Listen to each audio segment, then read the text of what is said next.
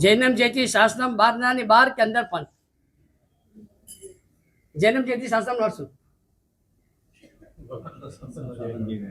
શાસન એટલે શું શાસન એટલે શું તો કે ભગવાનના વચન ભગવાનના વચન ગંધર્વો માટે વચન રૂપ છે છદ્મસ્થ આરાધક જીવ માટે આજ્ઞા રૂપ છે અને એનાથી પણ નીચે ઉતરેલા આરાધક જીવો માટે શાસન રૂપ છે પ્રભુના જ વચન ગંધર્વ માટે વચન રૂપ છે ભગવાને કહ્યું અને સમજી ગયા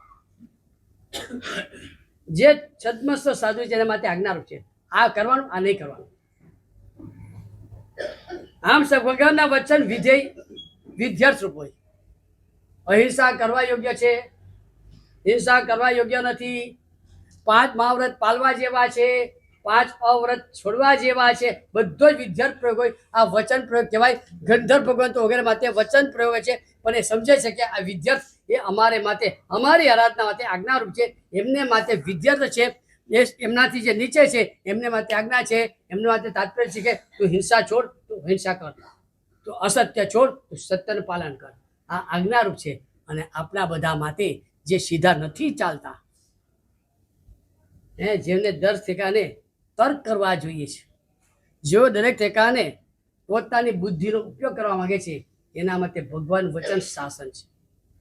જેમ રાજાનું શાસન છે અહીંયા બીજું કઈ તમારે વિચારવાનું નથી રાજાનું શાસન છે એટલે રાજાની હુકમ છે આડે હશે આમ જ થશે આમ નહીં થાય લાખ પતી ગયું ફિનિશ હવે કાંઈ વિચારવાનું નથી